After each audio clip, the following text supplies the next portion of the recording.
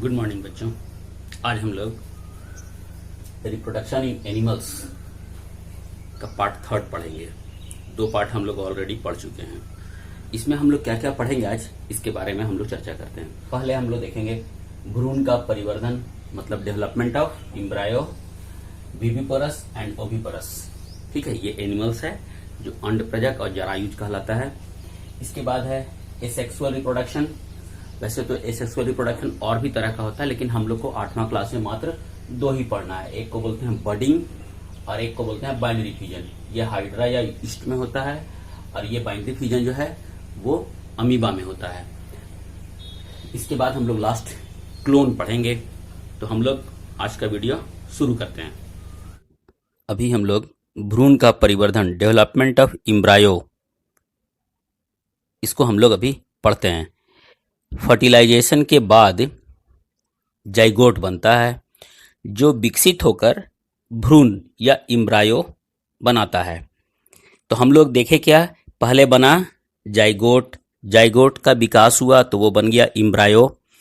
Zygote लगातार विभाजित होकर सेल में, फिर सेल ग्रुप में, फिर ग्रुप ऑफ सेल्स टिश्यू में और ऑर्गन्स में परिवर्तित होने लगती है।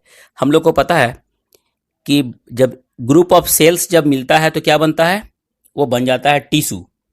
और जब टिश्यू, एक तरह का टिश्यू जब मिलता है तो वो ऑर्गन्स बन जाता है। तो हम लोग यहाँ पर देखें कि जाइगोट बना, जाइगोट से सेल बना, सेल से टिश्यू बना और टिश्यू से ऑर्गन्स बना। डेवलपिंग स्ट्रक्चर को एम्ब्रायो कहते हैं। ये जो डेवलपिंग स्ट्रक्चर है उसको हम लोग एम्ब्रायो या भ्रूण कहते हैं। भ्रूण का विकास यूट्रस में या गर्भाशय में होता है। वहीं शरीर के सभी अंग विकसित होते हैं। मतलब जो हमारा जो एम्ब्रायो है, एम्ब्रायो का जो शरीर में जो परिवर्तन होता है, आंख, नाक, मुंह जो बनता है, वो कहाँ बनता है, वो यूट्रस में। वह स्थिति जब शरीर के सभी अंगों की पहचान हो सके तो वो वाला जो पोजीशन है उसको हम लोग कहते हैं गर्भ या फोएटस। जब गर्भ का विकास पूरा हो जाता है, मतलब जब फोएटस का डेवलपमेंट हो जाता है, तो मां नवजात शिशु को जन्म देती है। मुर्गी मनुष्यों की भांति बच्चे को जन्म नहीं देती। ये हम लोग को पता है कि मुर्गी क्या देती है, अंडा देती है। तो फर्टिलाइजेशन के बाद जाइगोट लगातार विभाजित होता रहता है। किसमें, मुर्गी में। मुर्गी में पहले फर्टिलाइजेशन हुआ, फर्टिलाइजेशन के बाद जाइगोट जो है ना वो बनेगा, लेकिन उसमें हमेशा डिवीजन होता रहेगा और फैलोपियन ट्यूब में नीचे की ओर वो बढ़ता रहता है और इस पर सुरक्षित एक लेयर चढ़ता जाता है जो कवच बन जाता है। पूरा कवच बन जाने के बाद मुर्गी जो है वो क्या करती है, अंडे को देती है या निर्मोचन करती है। मुर्गी के अंडे को चूजा बनने में लगभग 3 सप्ताह का समय लगता है। इसमें हम लोग को पता है मुर्गी क्या करती है, अंडे का उस्मायन, मतलब अंडे के ऊपर बैठ करके उसको हीट देती है। इसी अवधि में अंडे में चूजे का विकास होता है। पूर्ण विकास होने के बाद अंडा जो है वो फूट जाता है, अंडे का प्रस्फुटन होता है और चूजा बाहर आता है। बाह्य निषेचन वाले जीवों में भ्रूण का विकास, मतलब एम्ब्रायो का विकास फीमेल के शरीर के बाहर होता है, जिसमें एक्सटर्नल निषेचन होगा। ठीक है, जिसमें एक्सटर्नल फर्टिलाइजेशन होगा। वैसे जीव में जो एम्ब्रायो है वो कहाँ बनेगा, तो एम्ब्रायो का डेवलपमेंट फीमेल के शरीर के बाहर होता है। एम्ब्रायो का विकास पूर्ण होने पर जो अंडा जो निकलता है, जैसे हम लोग देखेंगे मेढक में। ठीक है, मेढक में क्या होता है कि वो पहले अंडा दिया, ठीक है, वो ढेर सारा रहता है। हम लोग पिछले पढ़ चुके हैं पिछले वीडियो में, इसलिए हम यहाँ पे उसका माने जिक्र नहीं करते हैं। अभी हम लोग यहाँ पर पढ़ेंगे 2 चीज। हिंदी में बोलते हैं जरायुज और अंग्रेजी में उसको बोलते हैं हम लोग विविपोरस, और अंडप्रजक और ओविपोरस। तो जो जीव सीधे शिशु को जन्म देता है उसको हम लोग बोलते हैं जरायुज या विविपोरस। ठीक है, और जो अंडा देता है उसको हम लोग बोलते हैं ओविपोरस या अंड प्रजक जंतु कहते हैं। अभी हम लोग फिर आगे बढ़ते हैं शिशु से वयस्क। ठीक है, जैसे पहले नवजात जन्मे प्राणी अथवा जो अंडा का प्रस्फुटन हुआ, एक से जो प्रस्फुटन से निकले प्राणी तब तक वृद्धि करते रहते हैं जब तक वे वयस्क नहीं हो जाते। जैसे हम लोग देखेंगे रेशम के कीट का जीवन चक्र, पहले वो क्या होता है, अंडा होता है, अंडा से बना लार्वा, लार्वा से प्यूपा, प्यूपा से वयस्क। तो हम लोग देखें क्या कि डेवलपमेंट जो है वो कंटिन्यूअस चलता है अंडा से लेकर के वयस्क बनने तक। मेढक में भी हम लोग को पता है, हम लोग देखे हैं कि मेढक में क्या होता है, पहले अंडा, फिर लार्वा या टैडपोल, और उसके बाद फिर एडल्ट या वयस्क बन जाता है। वयस्क में पाए जाने वाले लक्षण नवजात में नहीं पाए जाते हैं। ठीक है, जो गुण जो है वो उसमें नहीं पाया जाता है, जो एडल्ट में पाया जाता है वो जो एकदम नवजात माने न्यूली बोर्न होता है उसमें नहीं पाया जाता है। कुछ विशेष परिवर्तनों के साथ टैडपोल का वयस्क में रूपांतरण होता है। जैसे हम लोग यहां पर देखेंगे मोथ, मोथ जो है वो कोकून से बाहर आने पर, ठीक है, मोथ कोकून को तोड़ करके बाहर आता है, तो वहां क्या होता है, उसका कायांतरण होता है। मनुष्यों में यह कायांतरण नहीं होता है। अभी हम लोग देखेंगे असेक्सुअल अलैंगिक जनन या एसेक्सुअल रिप्रोडक्शन। तो कुछ जीव जो है माइक्रो, एकदम छोटा सूक्ष्मदर्शी से देखने वाला जंतु, जैसे अमीबा, हाइड्रा, है ना, इसमें अलैंगिक जनन या एसेक्सुअल रिप्रोडक्शन होता है।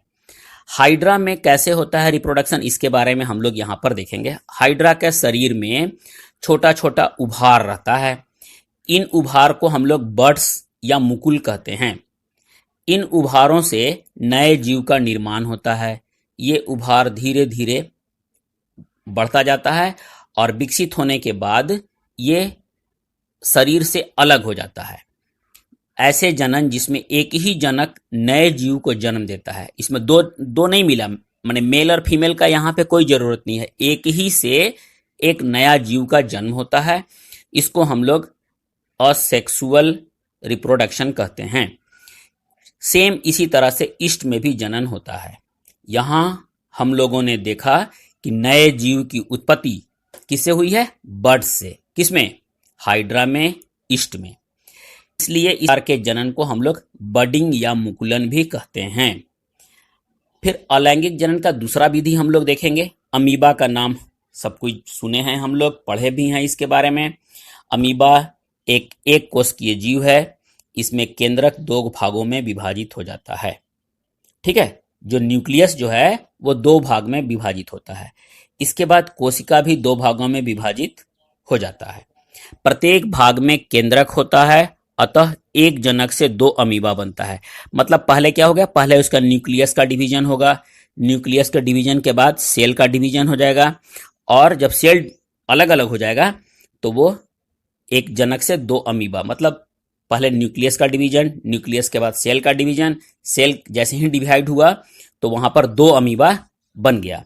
इस प्रकार के एसेक्सुअल रिप्रोडक्शन को, जिसमें जीव विभाजित होता है, ठीक है, और विभाजित होकर के दो संतति, मतलब दो डॉटर एलिमेंट्स बन जाता है, उसको हम लोग बोलते हैं बाइनरी फिजन। मतलब जीव विभाजित होकर के दो संतति उत्पन्न करता है, उसको हम लोग बोलते हैं द्विखंडन या बाइनरी फिजन। अलैंगिक जनन या एसेक्सुअल रिप्रोडक्शन की दूसरी विधियों को हम लोग अगली कक्षा में पढ़ेंगे। हम लोग को यहां पर मात्र दो ही पढ़ना था, एक हो गया बडिंग और एक हो गया बाइनरी फिजन, जो हम लोग एक देख लिया हाइड्रा और ईस्ट में, और एक अमीबा में। अब हम लोग यहां पर देखते हैं क्लोन। क्लोन का मतलब क्या होता है, किसी समरूप कोशिका, मतलब एक ही जैसा कोशिका या अन्य किसी जीवित भाग अथवा संपूर्ण जीव को कृत्रिम रूप से, कृत्रिम रूप मतलब कि हम लोग अपने खुद बनाएंगे, उसमें नेचर का कुछ भी नहीं होगा, उत्पन्न करने की प्रक्रिया को क्लोनिंग कहते हैं। ठीक है, किसी समरूप कोशिका या अन्य किसी जीवित भाग अथवा संपूर्ण जीव को मैनमेड, ठीक है, मतलब नेचर के द्वारा नहीं, कृत्रिम रूप से उत्पन्न करने की प्रक्रिया को क्लोनिंग कहते हैं। जैसे हम लोग अभी देखते हैं, एक भेड़ का क्लोन तैयार किया गया था। तो इस साइंटिस्ट का नाम था इयान विल्मिट। इयान विल्मिट और उनके कुछ साथी लोग मिल करके एक भेड़ का क्लोन तैयार किए। उस भेड़ के क्लोन का नाम रखा गया था डॉली। वो भेड़ जो था उसमें क्या किया गया कि दो भेड़ लिया गया था। एक का नाम था फिन डॉर्सेट, ये फीमेल भेड़ थी, ठीक है। इसके मेमोरी ग्लैंड या स्तन ग्रंथि से एक सेल को ले लिया गया। उसी समय में स्कॉटिश ब्लैकफेस ईव, ये भी भेड़ का नाम है, से एक एग भी ले लिया गया। इसके एग से न्यूक्लियस को हटा दिया गया। किसके? स्कॉटिश ब्लैकफेस जो थी उसमें से हम लोग क्या किए, उसके सेल में से न्यूक्लियस को हटा दिए। फिर फिन डॉर्सेट भेड़ जो था ना, उसके जो मेमोरी ग्लैंड जो था उससे हम लोग क्या किए कि उसके कोशिका में न्यूक्लियस को हम लोग, किसका न्यूक्लियस डाले हम लोग? वो स्कॉटिश ब्लैकफेस का, ठीक है। स्कॉटिश ब्लैकफेस ईव की एग में, जिसमें से हम लोग उसमें से निकाल लिए थे न्यूक्लियस, उसमें स्थापित करा दिए हम लोग। मतलब सीधा हो गया कि हम लोग यहां पर ध्यान दें फिर से एक बार, स्कॉटिश ब्लैकफेस ईव से एक एग को ले लिए हम लोग, और उसके पहले हम लोग लिए थे फिन डॉर्सेट जो फीमेल भेड़ थी, उससे हम लोग मेमोरी ग्लैंड से एक सेल को ले लिए थे। और ये वाला जो था ब्लैकफेस ईव, इसमें से न्यूक्लियस को हटा दिए थे। फिन डॉर्सेट भेड़ के मेमोरी ग्लैंड में से ली गई जो सेल थी, उसमें हम लोग स्कॉटिक ब्लैकफेस ईव का एग को हम लोग उसमें डाल दिए। जैसे ही डालेंगे हम लोग तो उसमें क्या हुआ, जो एग जो था उसमें जब हम लोग डाल दिए तो वहां पर उसका माने निषेचन, ठीक है, निषेचन शुरू हुआ। और वो धीरे धीरे वो डेवलपमेंट उसका होगा, और डेवलपमेंट के बाद वो धीरे धीरे वो उसका सामान्य रूप में वो बढ़ता जाएगा, और अंत में वो एक जीव को जन्म दिया। उस जीव का नाम रखा गया डॉली। तो डॉली का जो चेहरा था वो किससे मिलता था? फिन डॉर्सेट भेड़, ठीक है, के समरूप थी। जिसमें से हम लोग न्यूक्लियस निकाले उसके समरूप नहीं हुआ। या इसको ध्यान देना है कि इसमें से हम लोग न्यूक्लियस निकाल लिए तो इसका क्लोन नहीं तैयार हुआ, वो उसका तैयार हुआ जिसमें हम लोग इसको प्रतिस्थापित करा दिए, ठीक है। जिससे केंद्रक लिया गया था डॉली, मतलब वो फिन डॉर्सेट भेड़ जो था ना, उसके समरूप इसका क्लोन तैयार किया गया। इस तरह से हम लोग ये पूरा चैप्टर को हम लोग आज समाप्त किए। और यदि आपको मेरा ये वीडियो अच्छा लगा हो तो प्लीज़ लाइक कीजिए और दूसरे को शेयर कीजिए।